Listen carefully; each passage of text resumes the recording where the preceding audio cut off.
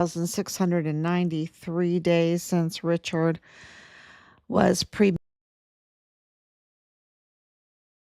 um, systematically systematically is a good word, killed in the line of duty on purpose.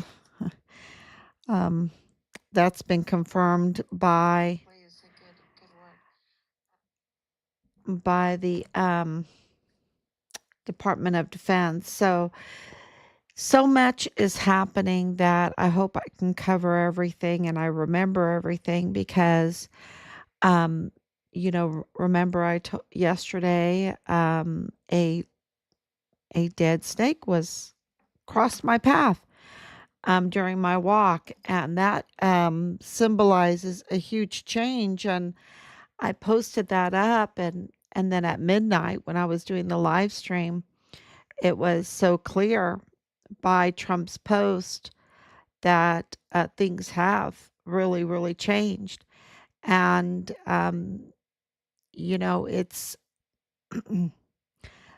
not that the work is finished, but, there has been a huge shift now.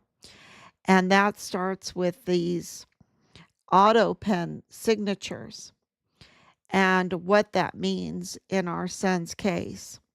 So if you haven't heard what's going on, um, President Biden, when he was leaving, and I don't even know, there was so much fraud going on, right? There was so much fraud, and it was so obvious, and they've left so many victims in their wake.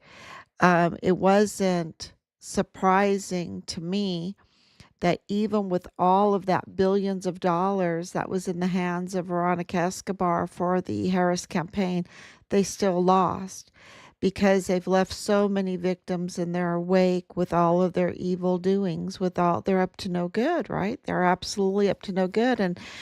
And now we have these magic money machines that shows that, they're up to no good. You can't have money without being backed by anything, and it's, anyway, this fraud, waste, and theft by this group that, has infiltrated our government during this Biden administration. And at the end, because they were up to no good, and of course, with the January 6th, which I've been calling out um, ever since January 6th, because I took live streams there. Um, I talked to so many people there, um, and witnessed what was going on there. And I was have been saying from January 6th, 2021, that the narrative was not true. The narrative was very, very skewed since then, and they were targeting um, MAGA. Um, they were targeting conservatives. They were absolutely targeting, and that's why I say, Richard's murder was more than just something to keep him silenced, because they had other means that they could have, when you're a young soldier, all they had to do was reassign him. Um, but they didn't do that, right? He wanted to be a reassigned. He requested reassignment. He requested to be even deployed to a war zone, to get out of the situation that was there at the death camp on Fort Bliss, to get out of the cartel infiltrated tide Fort Bliss, to get out of the fraud, waste, and theft that was going on with the criminal trafficking and gun smuggling and everything. That was Fort Bliss, to get out of the child trafficking of these taken children that they, uh, put a label on saying unaccompanied children, but hundreds of thousands of them, right? Hundreds of thousands of them, that it's like, oh yeah, but that's okay if you put unaccompanied instead of taken, because taken, of course, if you watch that movie Taken, you're like, oh my gosh, or um, The Sound of Freedom, right? The Sound of Freedom really speaks volumes to what was going on there. And now we have um, a, a person, Tucker Carlson, that has millions of followers, um, that has the ear of President Trump, that is interviewing Clayton Morris, talking about the children that absolutely were trafficked, that were brought into the country. And of course, through the Fort Bliss open door, it's the front door of the United States, right? Brought through El Paso to Fort Bliss, to the death camp, that they were drugged, these children were drugged, and the worst of the worst happened to them, and that most of them are now deceased. And it's just heartbreaking to listen to all of that, and calling out Greg Abbott for that, Governor Abbott, for allowing all of that to happen. Um, absolutely, a governor has so much power. A governor has so much power and can do so much, and he didn't. He didn't. And matter of fact, his administration is up to no good. And that confirmed that for us. And I talked about that yesterday, that confirmed, because of, our pleadings with him. And, and then what his Secretary of State did. That was so heartbreaking, with the tampering of timestamps and official oppression, really official oppression. I mean, really, really, a betrayal, betrayal.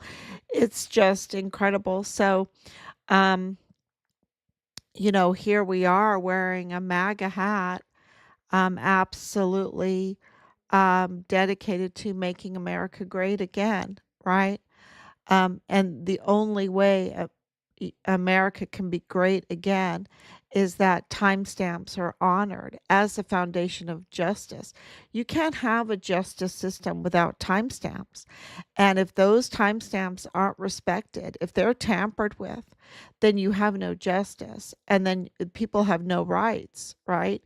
Then you'll just have tyranny. You'll have people having their magic money machines, right? And taking advantage and doing the criminal trafficking, the smuggling, the fraud, waste, and theft of everyone. It'll be like the survival only of the fittest, not caring about the country in itself, all the people, right?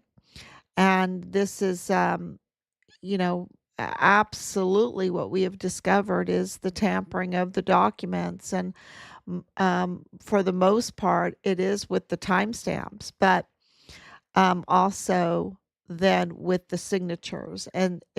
So, what has happened in the Biden last days are these, well, not in the last days, during his administration, everyone knew that the emperor had no clothes, that there was something wrong upstairs, right? We all knew, but the cover up was very obvious. And they no one wanted to say that the emperor had no clothes, that something was wrong upstairs, because they had their magic money machines. They had their AUSAID, or USAID. They had their magic money machines that Doge is reporting on right now, and they did not want their gravy train to end. And so if they have to say that the emperor has no clothes, that I mean, that the emperor has these fine clothes on when he's naked, when there's something wrong upstairs, and they have to say, "Oh no, he's very fit, he's very able," but yet we will get someone, and that someone is. I would like to know who that someone is that did these auto pen signatures for him. The problem with the auto pen signatures is not the auto pen signature. It's was something upstairs, right? Um, was there an understanding? Was there an explanation? Was he aware? And what we are receiving in our intel is that no, there was not anything upstairs, and there was not knowledge of what was being signed with the auto pen, and therefore these pardons at the end, and I'm thinking many other things, but the pardons at the end, and that includes Mealy. That's very important to us, right? And what's that guy that pretends to care about people's health, and created the biggest disaster with and I have my very very strong opinions on all of that, and sometimes people are like, "What do you mean?" No, there was no isolation. There was no isolation, But anyway, it's my strong opinion, and I'm allowed to have a strong opinion. Oh yeah, that Fauci guy. Yeah, the Fauci. But Mealy, so his preemptive pardon, his preemptive, I hate that preemptive pardon. There's no preemptive pardon for Veronica Escobar. I put that song together. There's no preemptive pardon for you, Mirror, Mirror on the Wall, Miss Vanity Fair, Veronica Escobar. And that's all coming out too. It's just incredible. But these signatures, there was nothing upstairs, right? There was nothing upstairs when it came to these preemptive pardons. And so President Trump then said, look, uh, you know, and he's got way more intel than I do. And he goes, they're void. They're void. Okay. They're void. They're not legal. They're not legal. And I'm just like, thank you.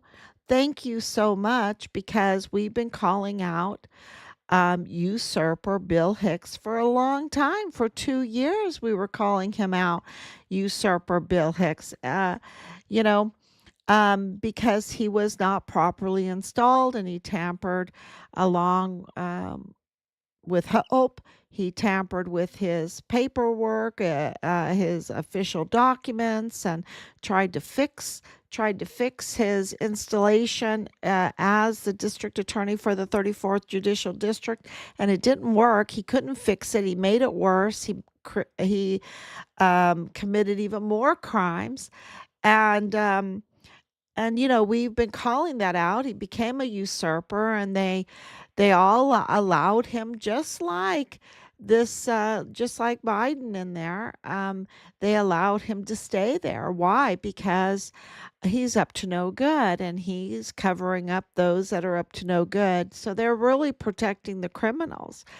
And we're paying that with our taxpayers' money. We're paying them to protect criminals, right? And they are themselves criminals. And and what they're doing is they're taking our prosecuting office.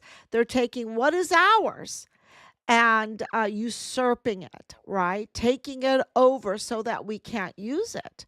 And we need it. We need it in order to prosecute the suspects in our son's case. And so it is very, very frustrating.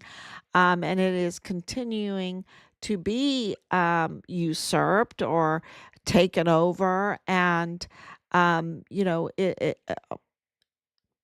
invaded, right? It's invaded. It's the invasion of our government agencies and institutions, and making them null and void, making them illegal. And they've done that with the El Paso Criminal Law Magistrate Court. That is totally illegal without any authority. And there's a real problem there, and I'll explain that to you hopefully tomorrow. Um, and please remind me what I've said in the past that I said that I would explain to you as soon as I got more information, because things are moving so fast that um, we're working very hard behind the scenes to keep up with the pace. It is absolutely enormous what is happening. So many parts to this, because the corruption, because the infiltration, because the bad actors had really done a number on our country. And but there's a new sheriff in town, and he's addressing it, and it's just like it's just amazing to see him address so many different issues so quickly. And this issue with the auto pen, um, not the pen itself, but what's upstairs. What's upstairs? Was there something upstairs for Biden? And our word is that no. And so it makes those auto pen signatures null and void, which makes General Mealy's preemptive pardon null and void. Um, and you can pick who you're who, you know, we're looking at General Mealy because he was absolutely um, implicated in our son's case for this whole cover up, right? For the disaster that he did to our military. So that's really important. The other thing that this has, the other point that this makes, is that there is tampering, that there is, a statement of officers that weren't turned in a timely fashion according to the law, the Texas Constitution, and therefore they are null and void. If you don't do things the right way, they are null and void. And so that is a huge point that is being made. James Montoya is not the DA. Bill Hicks was not the DA, because they did not install properly. They did not do things according to the Texas Constitution, what the law requires. And they're not above the law. They're not above the law. They can't just do what they want to do, especially as a prosecutor. So, and more and more is coming out with that. So because of all of this, and because of what happened with President Trump, what we're hearing is the confidence coming back in trust and in the system, and that is making its way to Yvonne Rosales. And Yvonne Rosales, who has really, I mean, they just did a number on her. I'm telling you, I know from all of our investigations, a number they did on her. And they did. And I'm not saying she's perfect, and she was absolutely not perfect DA, but she was a legitimate DA, right? She was a duly elected legitimate DA. That's far better than a usurper, right? That's far better than a usurper. And because she was actually looking into the El Paso Community Foundation Walmart mass shooting victims fund that was over $12 million in its distribution, and all of the fraud that was going on with it, and looking into that, had absolute reason to look into that. That is Rosa Maria Valdez Garcia and her daughter, Taos, which is also a Valdez. Um, Claudia Valdez, she goes by Elise Taos, anyway. So and looking into that kind of fraud and if it's there and all of that, and then looking into Richard's case and looking into the Walmart case and wanting to even just expressing to bring that to hearings and to set a trial date, just expressing that she wanted to set a trial date. Oh my gosh, they just lost it. They absolutely lost it. And we know why they lost it because you have Michael Mayella in the federal courthouse. You have his son with the DA Jaime Esparza and with James Montoya and with Rebecca Tarango and Priscilla Mata, and you have and then you have him in the Walmart, and he's the hacker, right? He's the hacker, the son, and you have the daughter marrying Patrick Crucius's brother, and you have the son working in Walmart security and over at the FBI. Um, that's just one little thing that the Walmart mass shooting absolutely exposed. And you have Alexander Hoffman being tied to Casitas Hoffman that is dealing with, making money on processing these migrants. It's just uh, tied to foundations, right? Tied to um, what do you call them? Non-government organizations, NGOs, right? NGOs. Oh my gosh, it's just so um it's also criminal. It's also criminal. And so of course, they're freaking out um because they have a lot to hide, right? And they don't want to stop that gravy train, the millions of dollars of just, masquerading of, oh yes, I'm Joe Spencer, and oh yes, we're looking into the evidence, and no, we have enough evidence. Mom, no, we're looking into the evidence. Oh no, we're not ready yet. We need more time. It's just delay, delay, delay while sucking in the millions of dollars for personal gain. Um, and committing a huge fraud on the public. Very clear that that was going on. And so for Yvonne Rosales just to mention, hey, let's have a trial, right? Um, she was absolutely, we have the open records. They schemed together to uh, remove and replace Yvonne Rosales. And when that was all happening in 2022, it occurred big time. A lot of, I mean, really, it was just the plotting against her was incredible. They weaponized the system against her. It was so dirty. It was absolutely dirty. And this was our taxpayers' money being weaponized, being used and abused fraudulently to um, attack, remove, and replace a duly elected district attorney. Whether you like her or not, whether she was good or not, whatever. Um, she was duly elected. She was in that, and she was absolutely doing way more than these criminals were doing, right? And so um, they uh, in in December, I believe it was December 2022, there was supposedly this resignation letter. Well, the resignation letter, you know, I was tipped off. We were tipped off that that was not her signature, and we know who the suspect is, who signed that. I'm not going to say it now. It really, I don't know, would matter anymore.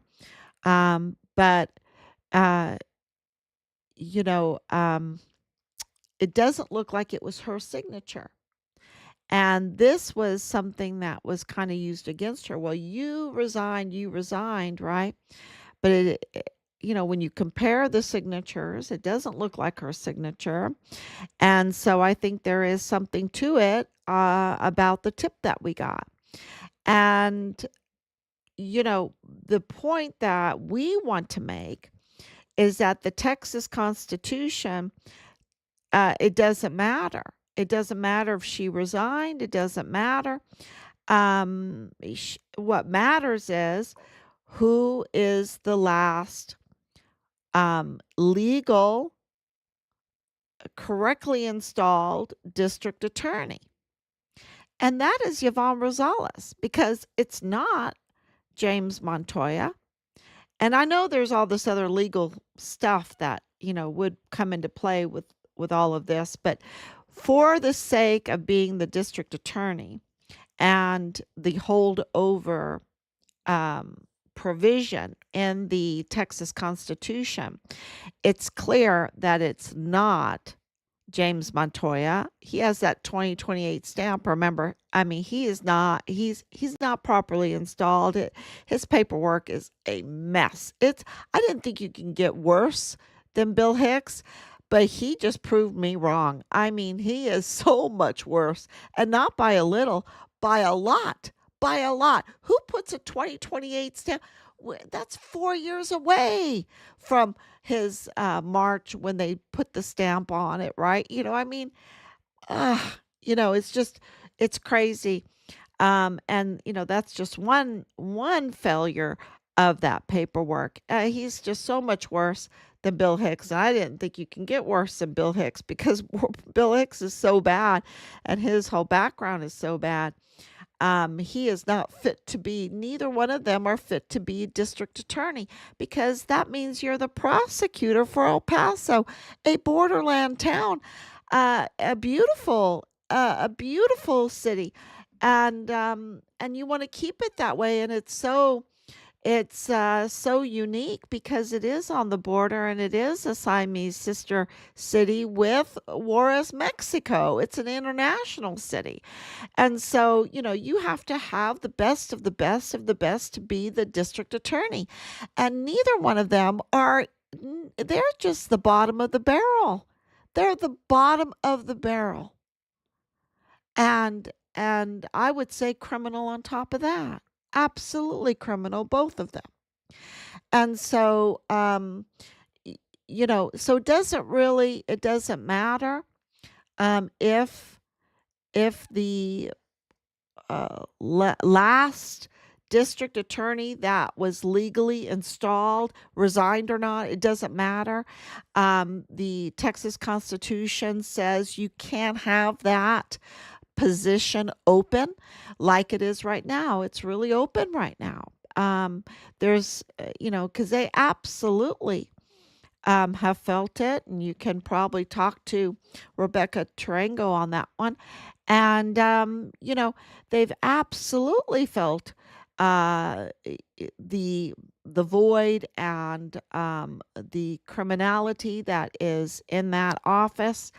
And so the true right now, the holdover until another person is elected into that position or appointed into that position.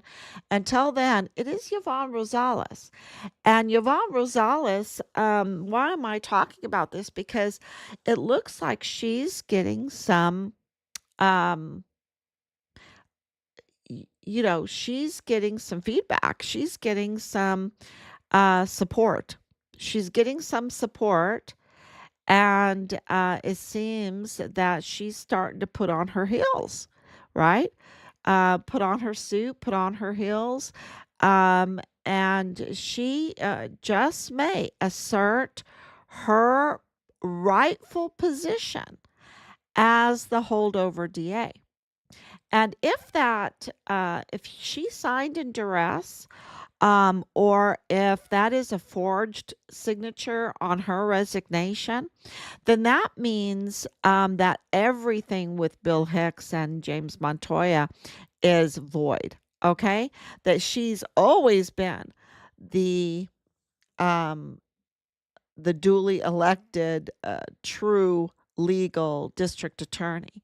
And so, if I was her, I couldn't get my heels on fast enough. I'd be, you know, yeah, I'd be running to that office, maybe, with a big team of lawyers around me.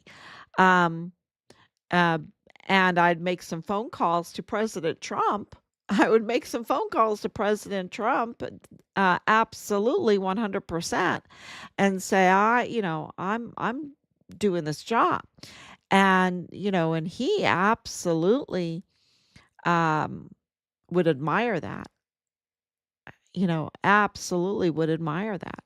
So I hope she does put on her heels and assert her rightful position. Um, whether you like her or not, um, that's her position. And just that office needs to have a district attorney, right? So it's not about liking or whatever, it is about following the law. And that would make her a legitimate DA and then answerable to the people, for the people, by the people, of the 34th Judicial District. That is right now, those that are in there are criminal and they answer to who? Because they're not legal. So they are very easily manipulated because they need the cover. They need the cover up. So it's compromised. We need someone in there that's legal so they can actually do some legal prosecuting, um, investigating, identifying the crimes, prosecuting the crimes. We need that. And that's why that is so important. And so, my prayer on happy, well, it's already over with, right? We're burning the midnight oil, but it was a great St. Patrick's Day today. Um,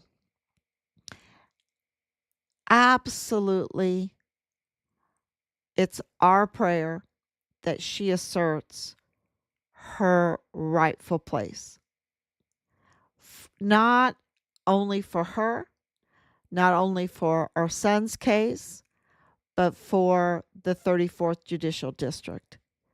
Um, they need a prosecutor. They need one office that is legally sound. Right now, you've got the county attorney messed up. You've got the El Paso Criminal Law Magistrate Court that's totally unauthorized and illegal. And what do I mean by that? Because you have appointed judges in there, and that's illegal. They have to be elected because that court has full countywide jurisdiction. And according to the Texas Constitution, those courts with that kind of power, full countywide jurisdiction, the judges have to be elected, answering to the people. So, and that's not the case. So that is a really messed up court. And of course, you have Judge Guadarrama, who this is another thing that's happening. I'm telling you, things are moving so fast. This judge that tried to become president over the weekend on a Saturday night to stop the Venezuelan gang members from going to El Salvador. This is a huge challenge. He's a federal judge, and they're trying to impeach him for what he did. And that means that we can also assert, with similar grounds to that, um, not totally similar, but in that same spirit, the impeachment that needs to occur um, with Judge David Campos Guadarrama from the Walmart mass shooting case. He absolutely needs an impeachment hearing um, because that is just absolutely insane what happened there with his manager, Michael Maiella, and Michael Maiella's son, and Michael Maiella's daughter, and the quid pro quo with the media to keep it all quiet, that his daughter was marrying Patrocrusius's brother, that his son was um, in the DA's office with Jaime Esparza, who needed to recuse himself anyway because his sister was in the case. I mean, the whole Walmart mass shooting case is just so messed up, y'all. And I report on it at length over and over again and put up the proof. But yes, Judge Guadarrama absolutely needs an impeachment hearing, and um, and it explains a lot too. So, and then of course, you know, uh, look at the other agencies and everything. We need a prosecutor. We need a prosecutor um, to give us some justice there in El Paso. Absolutely. One by one, right? One by one, to clean it up and to make it functioning again for the people. And and I don't know what they're going to do to keep it from being sabotaged again. But right now, the judicial system and the law enforcement system in El Paso is sabotaged, and we've the issues that are going on right now with the auto pen, what that means, and then also with the judge, what that means is very important to our son's case. So thank you, Danielle, for coming on. Thank you for your prayers. And um, what else did I wanted to talk about? Yvonne Rosales. There's just so much um, going on in this case when it comes to Montoya, when it comes to Rosa Maria Valdez Garcia, when it comes to Leilani Hart and her connections, when it comes to the connections in the um, DA's office, right? Those connections. It all starts making sense why this was such a cover up, and who was involved in the cover up, and people that pretended to be friends at the beginning were just fishing for information for us and trying to mislead us. That's all coming out.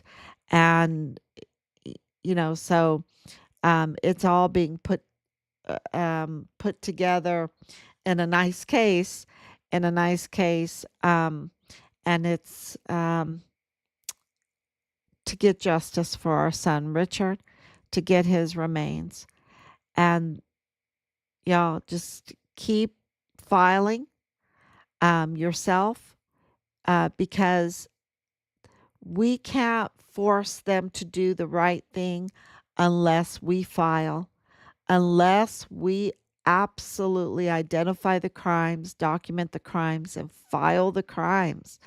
And that's why protecting whistleblowers is so, so important. And protecting timestamps is so, so important. Thank you, everyone. Thank you so much. We love you. And please share. Please share. You can't share enough. This is a government by the people, for the people, and of the people. And the people are the ones that have really all the power in this country. Praise be to God. And you see that around the world. It's this country that the people have the power. So thank you so much. God bless you.